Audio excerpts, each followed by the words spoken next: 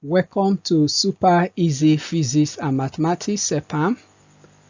Today we are going to look at the part 1 of the step-by-step solution to biology, IGCSE Biology, Paper 4 Extended, Variant 2, February-March 2023. In this part 1 we are going to look at the first 3 questions of the question paper, and the question 1 have to do with circulatory system in animals, question 2 have to do digestion in animals, then question 3 is connected to the life cycle of a plant. The total duration for this paper 4 is 1 hour 15 minutes. You are expected to answer all questions. The total mark for this paper is 80 marks. So let's look at question 1. Alright, simplify diagram of the circulatory system in humans. So if you look at this diagram, question 1, state the letter that represent the blood vessel that contain blood with the highest concentration of oxygen. That is the blood that have just left the lungs. So this is we have this, the pulmonary, the systole circulation. So we have the systole. So we have this, in this particular, blood move around the body in 2 circuits. So we have the one that connects from the lungs to the heart. So oxygenated blood leaves the lung through the pulmonary vein, goes to the heart, and then from the heart, the oxygenated blood goes back to the lung to be oxygenated in the alveolus. So the answer to that question is B. Letter B, which represents the pulmonary vein, the vein connecting the lung to the heart. Question II, state the letter that represents hepatic portal vein. That is the vein that connects the digestive system to the liver. Hepatic, the adjective hepatic is something that has to do with liver. So is a description of the vein that is connected to the liver, so hepatic. Then portal is a blood vessel that connects the digestive system to the liver, so that is letter C. State all the letters that represent the arteries. Arteries. So if you look at the letters that represent the artery, the first letter here is the aorta, and aorta, what the aorta does, that is letter A. Aorta, it carry oxygenated blood and pump into the system circuit, and the blood goes to the organs of the body, and then the organs of the body use the oxygenated blood to carry out respiration, and then the blood go back again. The deoxygenated blood comes to the heart through the vena cava. So the major arteries are A. Then we have this artery that carry blood to the digestive system, D. And then we have the only artery that carry deoxygenated blood, that is a pulmonary artery, that is E. So we have A, D, and E. Explain the importance of the part labeled Y. The part labeled Y, that is the septum. The septum is the thick muscle that separates the right hand part of the heart from the left part of the heart. So here we have the left ventricle, and then here you have the right ventricle, then here you have the right atrium, and then here you have the left atrium. So what does the septum do? The work of the septum, okay, let's quickly label the parts. We have the pulmonary vein, so we have the aorta, I have the hepatic artery, then I have the hepatic vein, I have the hepatic portal vein, I have the vena cava. So septum separates the left side and the right side of the heart. And then secondly, it prevents the oxygenated blood from mixing up with oxygenated blood. State the evidence that the diagram shows a double circulation. I've explained it earlier, but let's just make it clearer based on the equation. Blood flow through the heart twice. So we have the pulmonary circuit. This is the pulmonary circuit. The blood that leaves the lungs goes to the left atrium, then it enter into the left atrium, then it move to the left ventricle, and then is pumped out, that is oxygenated blood, through the aorta.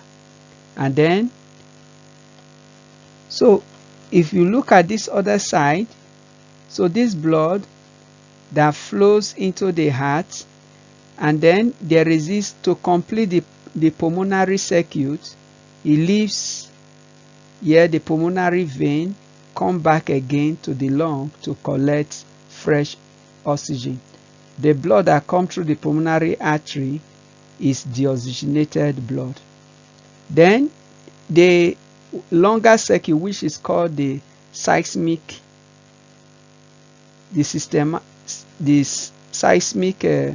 circuit, is the blood that flows from the heart through the aorta.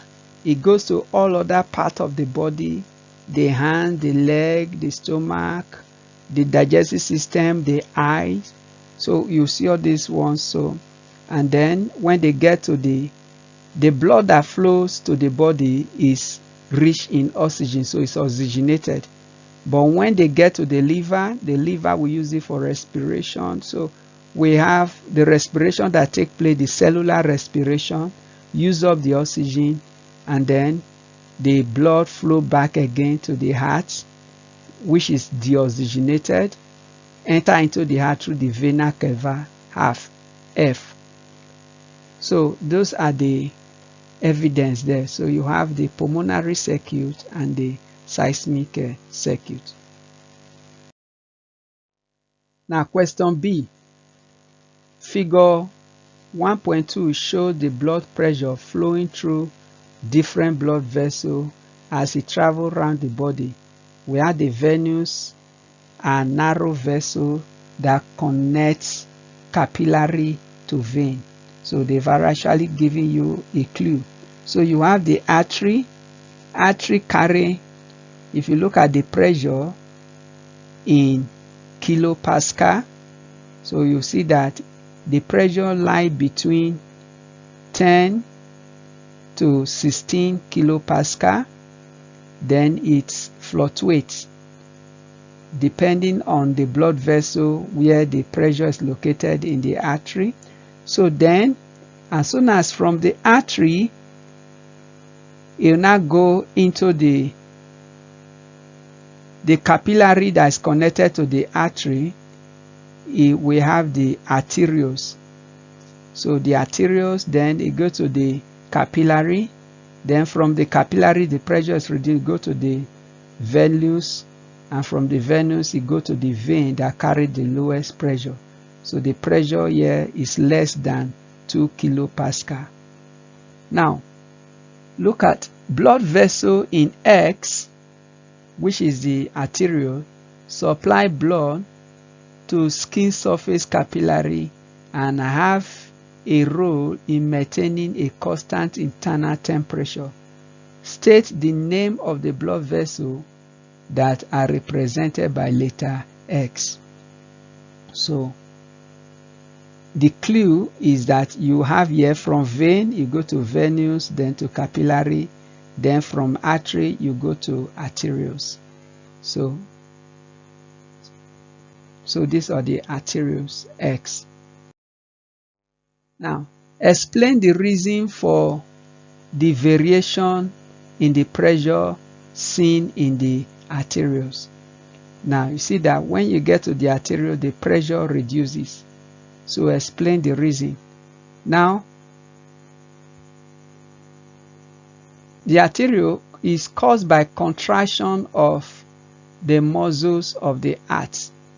So why we have, what is the change in the pressure seen in the arteriole is caused by the contraction in the muscle of the heart.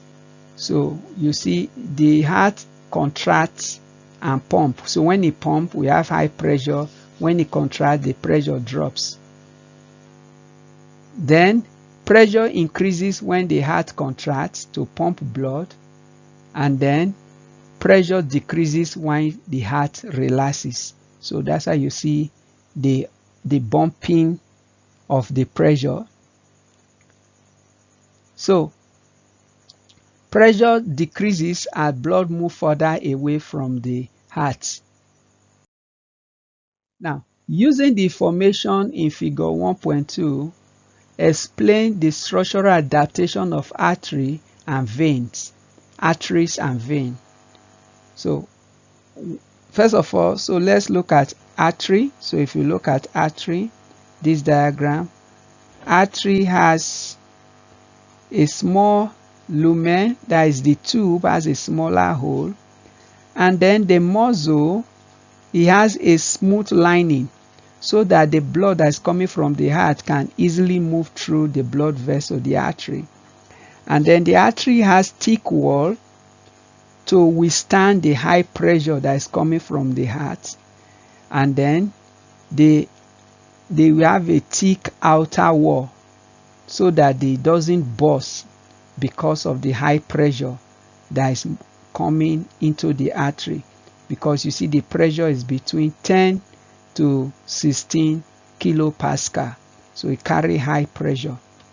So quickly, what are the artery have thick wall to withstand high blood pressure.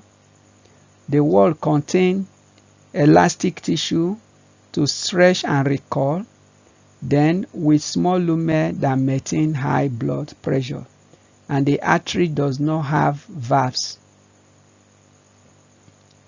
So now vein. So if you look at the contrast, the vein has wide lumen, then it have a thick layer of muscle and elastic fiber, and then it has a fairly thin outer wall, and then it has a smooth lining.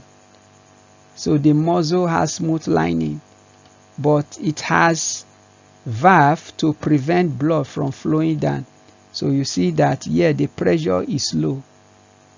So why artery have wide lumen to provide less resistance to blood flow?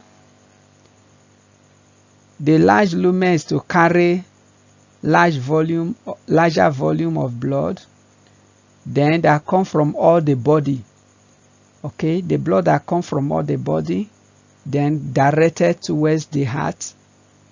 Then and vein have valve to prevent backflow caused by low pressure.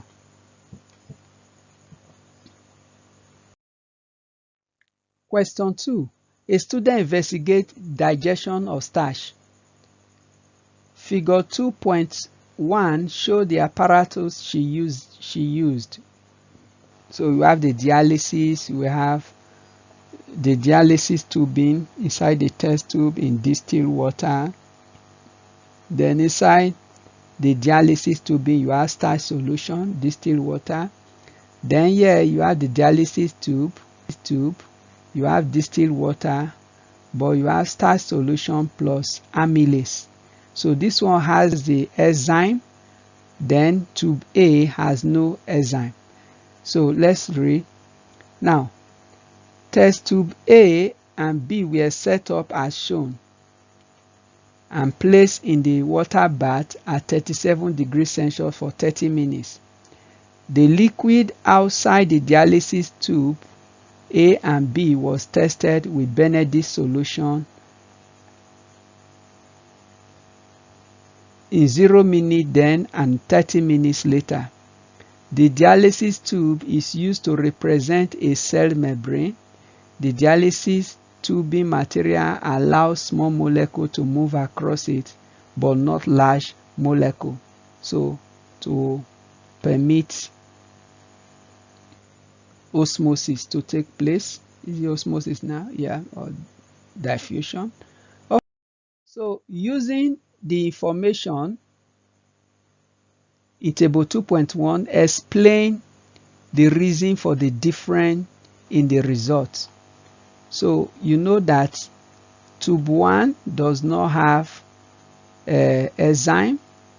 So from the beginning, at the start of the experiment was blue, and then at the end of the experiment the color remained blue. That's to tell you that no reaction take place.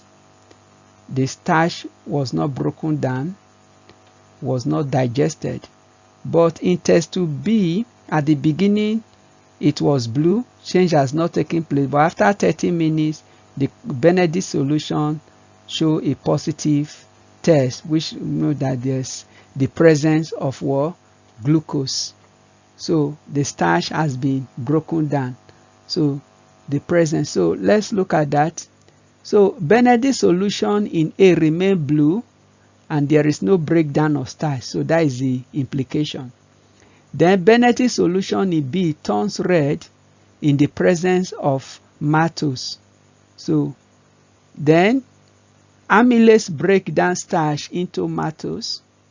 Then maltose is a small molecule that can pass through the dialysis tube, while the starch, which is a polymer, a bigger molecule, cannot pass through the mesh of the dialysis. So maltose is able to pass through the dialysis tubing by diffusion, but sugar, which is a bigger molecule, cannot pass through the tubing. So you see here in test tube A we have only starch, but in test tube B you have starch plus amylase, which break down the starch into smaller molecule of maltose. So that's the difference that is responsible for the color variation. So the maltose move from area of high concentration to the area of low concentration. So because inside the dialysis tube the concentration of maltose is high, so you try to move and diffuse through the wall into the area of lower concentration, which is the water in the test tube, the distilled water, that the color change to red. Question B. Write the name of the missing enzyme and substrate and products. Pepsin is the enzyme that work on protein, and then he break it down to the final product, the digestive product. So you have what? Amino acid or peptides. Then lipase is the enzyme that work on lipids, that is fat and oils, and then you break it down to fatty acid and glycerols. Then the next one we have trypsin. Trypsin works on protein, and it break it down to the end product too, which is amino acid or peptides, which are the same thing as amino acid. So then we have glucose. So this is the end product of the breakdown of starch. So what is the substrate here? So you have maltase, and then you break down maltose. So these are just the enzymes that are given, so you know the function of the enzyme and the substance on which they work on. State the name of the structure that increase the surface area for absorption in the small intestine. So you have the villi. So we have the structure here which line the outer structure of the small intestine. So we have the villi or the microvilli. So with that, we've come to the end of this question 1. Alright, question 3. Figure 3.1 shows part of a classification diagram for plants. So here we have ferns, which are not flowering plants. Example of not flowering plant. Then so the next one is a flowering plant. A flowering plant are subdivided into monocots and dicots. So monocotyledon and dicotyledon. The monocots are the ones that have one seed leaf, while the dicotyledon are the ones that have 2 seed leaves. Now describe 2 identifying features of monocotyledon. Monocotyledon have 1 seed leaf. They have parallel venation. Then the stem have vascular bundle all through them, and then so yes, they have adventitious roots and prop roots. So the root, they don't have tap root. Monocot don't have tap roots. Then they have vascular bundle throughout stem. Yeah, question B shows the life cycle of a fern. The life cycle of a fern have some similarity and some differences compared to the life cycle of other plants. The letters represent processes that occur during the life cycle.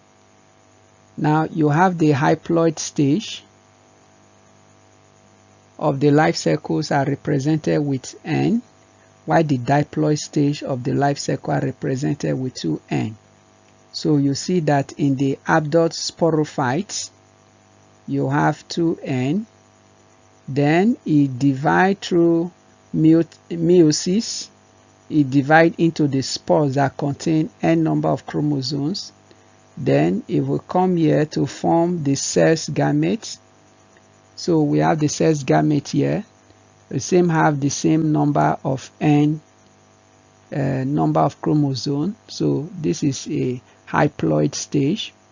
Then the haploid stage form, we have the N, and then there are 2 types of spore here. So then both of them, both the male and the female, they fuse together.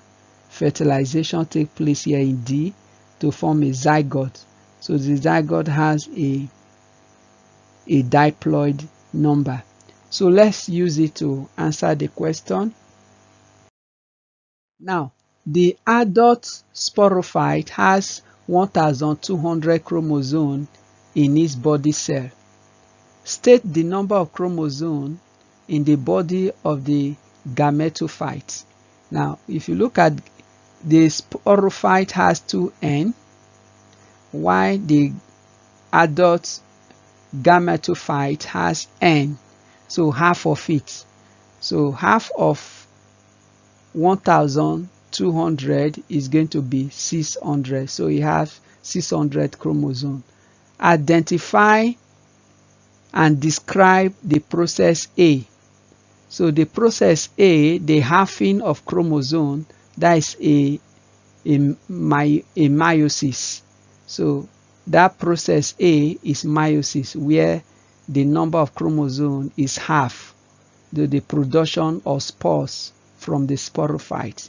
So it's a meiotic division. So the meiosis involves the reduction or division of the number of chromosomes by half. The meiosis involves producing genetically different cells or spores. So we have formed the male and the female. So let's look at it. Meiosis involves the dispersal of spores by wind. So now state the name given to the process D, where it involves the fusion of the spores, the numbers of chromosomes, to form a zygote. So the fusion of male and female to form a zygote, that is fertilization.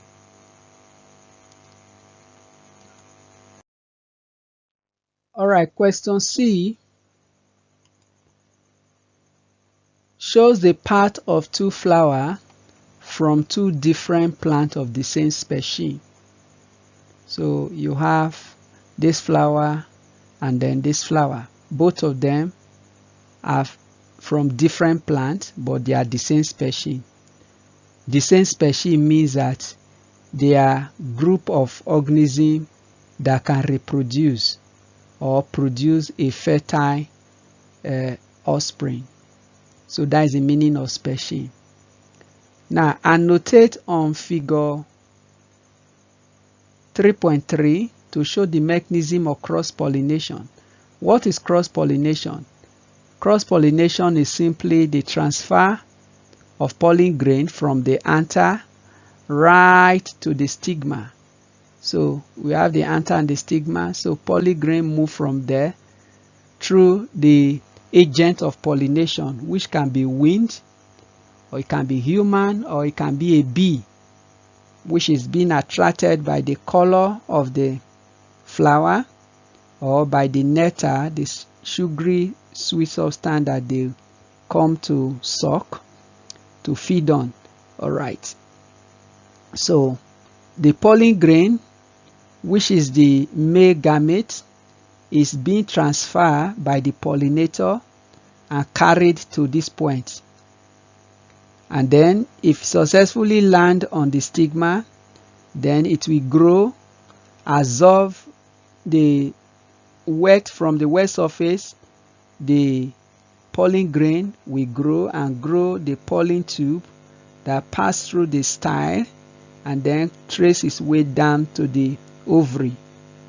So when it comes to the ovary here, then it gains its access into the ovary and then it fuse with the ovum. So label the structure involved. So we have done that, the anther and the stigma. Then draw an arrow to show the path of the pollen grain. We have done that. Draw an X to show where fertilization occurs. So fertilization occurs here where the pointer is pointing, which is the ovary. So that is where fertilization occurs.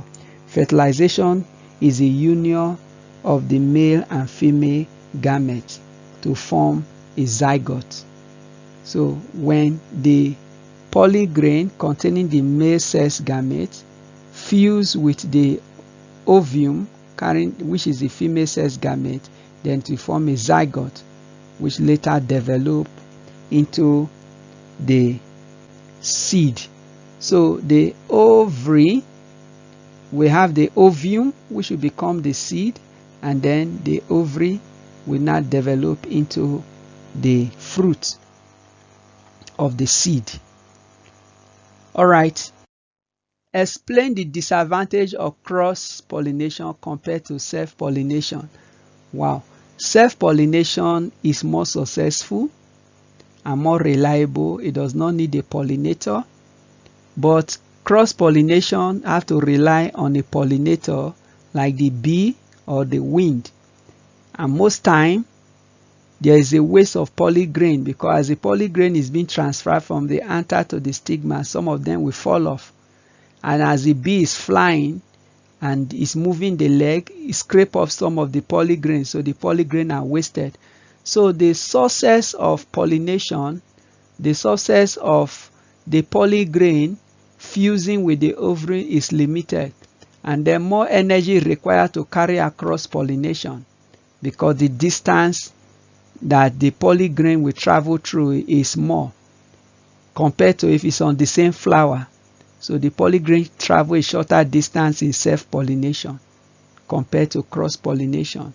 Then the flower need to produce more polygrain in order to be able to successfully produce more, have more successful fertilization, because of the waste that is involved. So because of this point 2 there, some of them are wasted. So in order for successful reproduction to take place, the flower that have to reproduce through cross-pollination need to produce more pollen grain. Then it requires more than one plant. So because the pollen grain have to be transferred from one flower to another. Then it involves the risk of less successful fertilization. I said that. So I know you are a brilliant student who want to succeed. More tutorials solving past exam questions will be uploaded. Subscribe and keep up to date. Please kindly like, comment on the video, and feel free to ask questions. I want you to go to part 2 of this video so that we can look at question 4, 5, and 6.